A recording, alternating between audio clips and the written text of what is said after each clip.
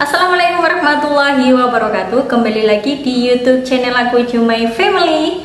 Nah, di video kali ini aku akan bahas nih apa saja sih berkas-berkas yang perlu kita bawa, berkas-berkas penting yang perlu kita siapkan saat kita jelang lahiran. So, buat kalian yang penasaran, tonton terus video ini sampai selesai. Tentu saja saat kita lahiran atau jelang lahiran banyak ya, ada beberapa berkas yang perlu kita persiapkan. Nah, apa saja sih berkas-berkas yang penting yang perlu kita persiapkan saat kita jelang lahiran? Nah, ini ada beberapa berkas. Ini menurutku ada 5 berkas yang penting saat kita jelang lahiran yang perlu dipersiapkan. Berkas yang pertama yaitu KTP. Nah, KTP di sini termasuk KTP kita sebagai ibu atau calon ibu dan KTP suami kita. Nah, selain kita juga menyiapkan KTP atau KTP asli, kita juga jaga-jaga fotokopian dari KTP tersebut ya, karena identitas diri itu penting sekali saat kita berada di rumah sakit, saat kita mau opname, bahkan saat kita mau lahiran.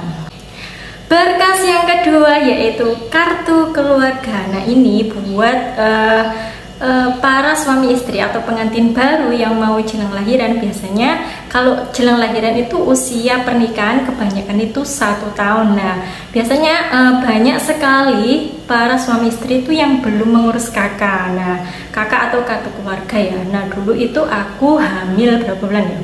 Hamil sekitar 4 bulan itu langsung ngurus pindah kakak. Jadi yang suamiku itu awalnya di Madiun, yang aku itu di Jombang, jadi langsung pindah kakak ke Jombang semua. Jadi kalau pindah kakak otomatis KTP, alamat KTP atau identitas dari KTP juga akan berubah. Nah, itu memerlukan waktu sekitar berapa ya dulu?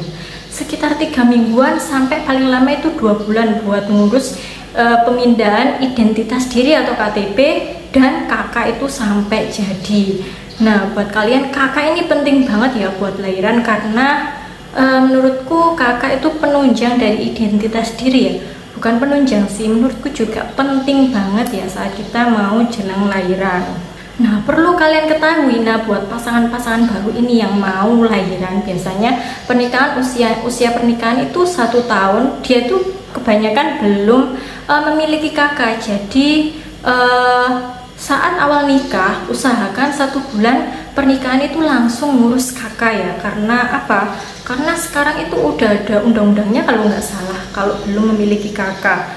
Di situ nanti kalau jaga-jaga buat kejahatan ya, biasanya banyak laki-laki ya, naudzubillah, yang meninggalkan istrinya atau tiba-tiba nggak ada kabar, itu nggak bisa dituntut kalau nggak punya kakak, karena kakak itu identitas dari keluarga kecil kita.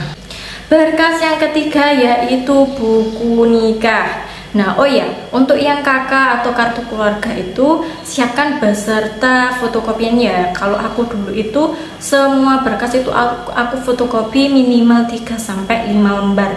Nah, untuk yang penting itu KTP si calon ibu sih.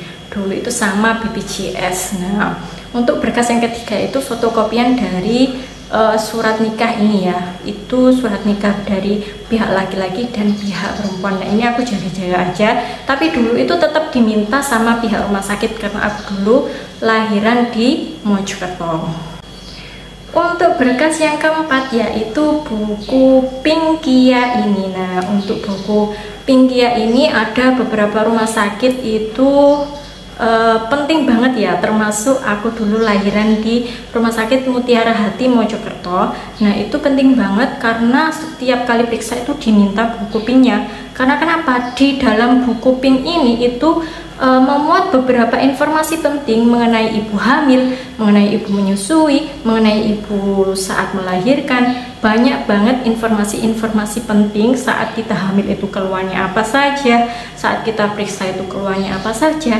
Tapi jika kita periksanya atau USG-nya itu di beberapa dokter dokter kandungan yang buka praktek secara individu itu biasanya tidak menuliskan di buku KIA ini, melainkan dia itu memiliki kayak semacam buku kecil gitu. Nah, semisal aku nih kalau periksa ke puskesmas pakai buku KIA, kalau periksa ke rumah sakit Mutiara Hati itu ada buku khusus dari dokter Sofakat. Terus kalau kita mau USG di Dr. Rizal itu ada buku kecilnya dulu, buku kecil itu khusus USG di sana. Jadi setiap dokter itu memiliki beberapa buku kecil sendiri, jadi kayak ada karakternya sendiri gitu. Tapi buku KIA ini tuh penting banget dibawa saat kita lahiran, karena disitu memuat keluhan-keluhan kita, apa saja yang kita keluhkan, apa saja kurangnya kita saat kita ANC pertama, kan jelas ditulis di buku pink ini, karena ANC itu kan memuat keluhan kita. Terus ANC kedua juga ada informasi penting, mungkin kita kekurangan HB atau kebanyakan HB, itu penting banget ya informasi buat ibu hamil saat jelang lahiran. Berkas yang terakhir adalah kartu BPJS. Nah, ini sangat penting sekali ya, karena kartu BPJS ini yang nantinya akan digunakan untuk membuatkan BPJS si kecil. Jadi kalau si ibu itu nggak punya kartu BPJS, otomatis nanti bayinya juga nggak akan punya kartu BPJS. Ya bentar.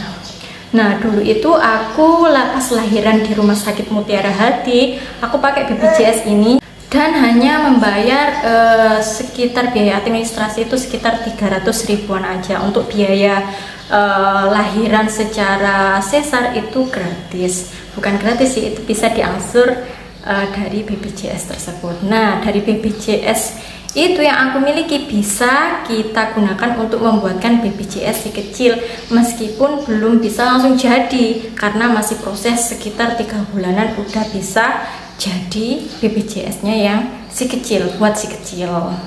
Oke, itu tadi berkas-berkas yang perlu dipersiapkan saat kita jelang lahiran.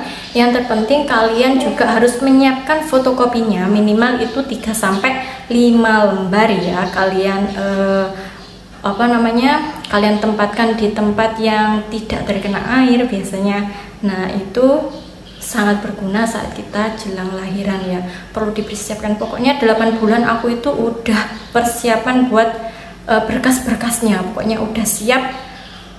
Pas lahiran hari hanya itu tinggal berangkat bawa berkasnya tersebut. Jadi udah aku masukin map aslinya, baik fotokopiannya, sekitar ada berapa ya, ada 20 lembaran kalau nggak salah pokoknya, tapi ada lebihnya. Yang penting aku kopiannya itu tak lebihin. Jadi kalau semisal kurang, suamiku itu tinggal ngambil yang ada di map tadi. Jadi nggak nunggu keluar fotokopi, akan memakan banyak waktu. Oke, itu tadi videoku, semoga bermanfaat dan sampai jumpa di video-videoku selanjutnya. Bye bye.